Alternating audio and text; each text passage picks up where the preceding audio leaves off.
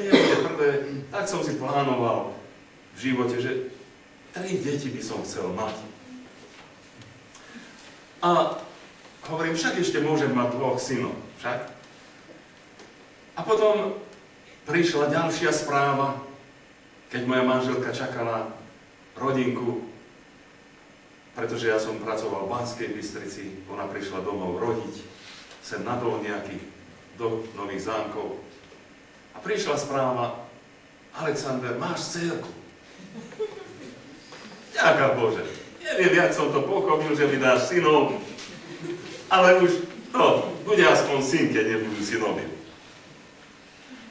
A keď už 3-krát sme čakali rodinku, tak znovu prišla správa, že Alexander, narodila sa ti dcéra. A ja som sa poškrabal po hlave, hovorím, no Pane Bože, ja som asi neporozumel tvojim sľubom, ale dobre. A tak som prišiel navštíviť domov rodinu, prišiel som k mojej svokre a hovorím, no nejdeš si navštíviť svojho syna. Hovorím, mamička, však ste mi odkázali, že mám dcérku. Dobre, tak chod si navštíviť svoju dcérku. Hovorím, no tak mi konečne už povedzte, či mám syna, alebo mám dcérku. A moja svokra hovorí, no veď ti hovorím, že máš syna. Ale ak chceš, tak chod si pozrieť dcérku. A ja som bol tak dopletený a hovorím, tak syn je alebo dcérka? No syn. A ja som povedal svokre, neuverím, pokiaľ sa predo mnou nevycikla. Hanbím sa za to teraz veľmi. Ale tak som prišiel do nemocnici a moja manželka priniesla to bábätko. Odhalila ho predo mnou. A viete, čo sa stalo? V tej chvíli fontána. A ja som vtedy musel byť tak zahambený. Pre moju neveru.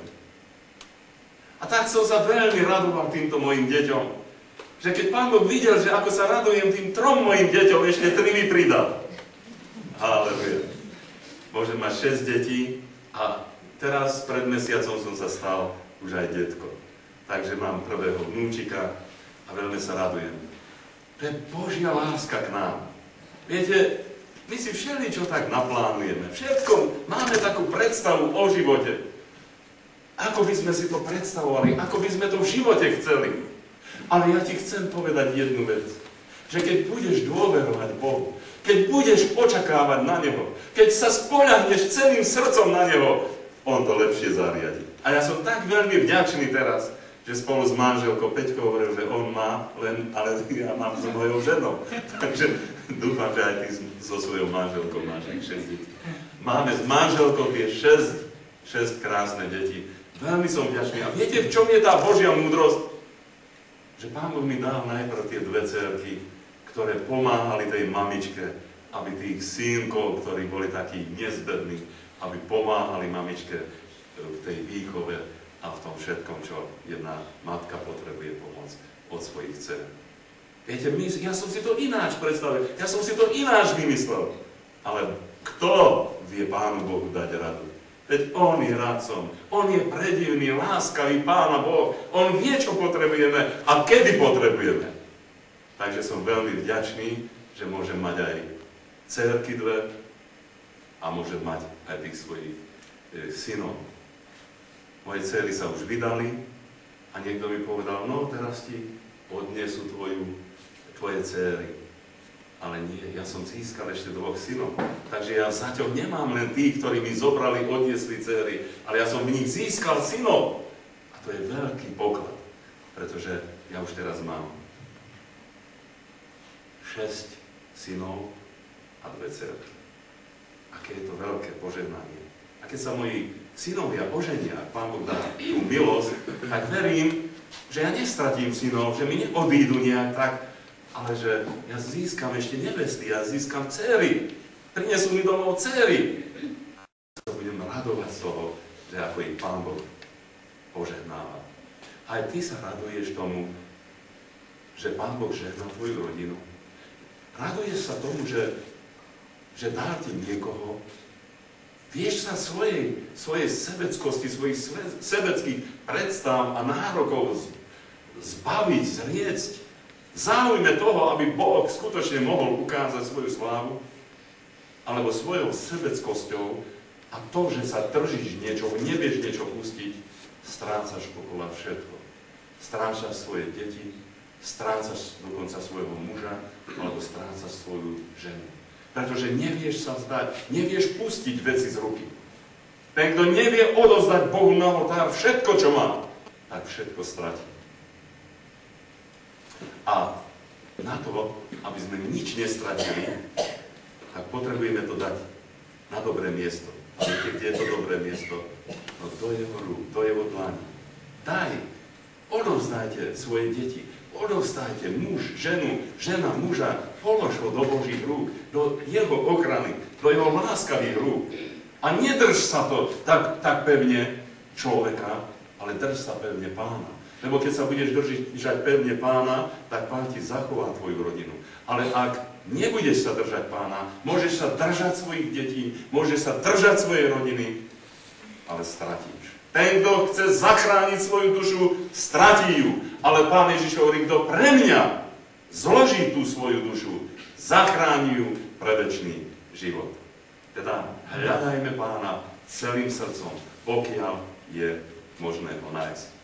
A nech nikto si tu nepovie, no, pre mňa to nie je slovo, ja sa cítim taký spravodlivý, ja sa cítim tak, proste ja si to viem tak v živote zariadiť, ja Pána Boha k týmto veciam nepotrebujem. Viete, samospravodlivosť nikoho nezachráni. Viete, aká spravodlivosť nás môže zachrániť? Spravodlivosť Ježiša Krista.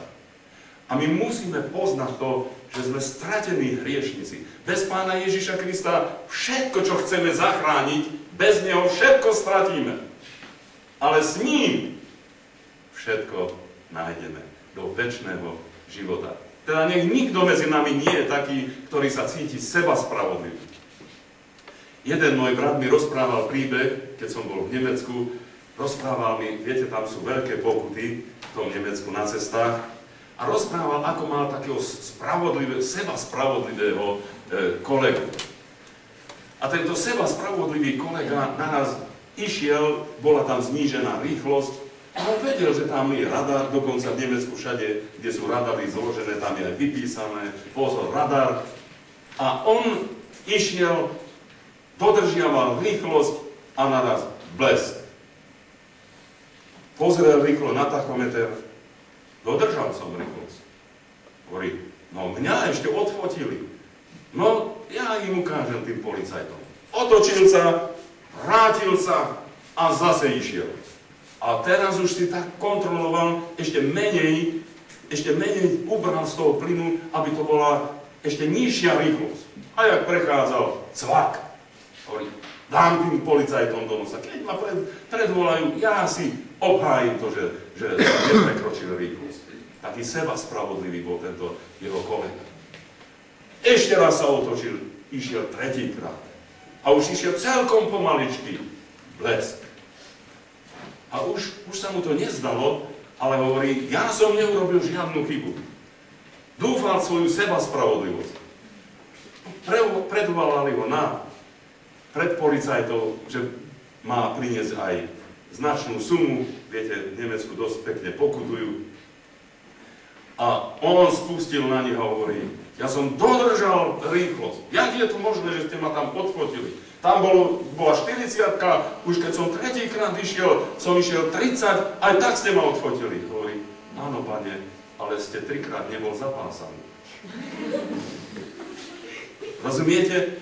Niektorí ľudia si myslia, že ja keď si myslím o sebe, že ja som dobrý, ja som v tomto dobrý a Pán Boh mi môže hovoriť, čo chce, ale Boh ťa vidí z iného hľadiska. Boh niečo iné, možno nie to, čo ty vidíš za dobré v svojom živote, ale vidí práve tú vec, v ktorom klesáš.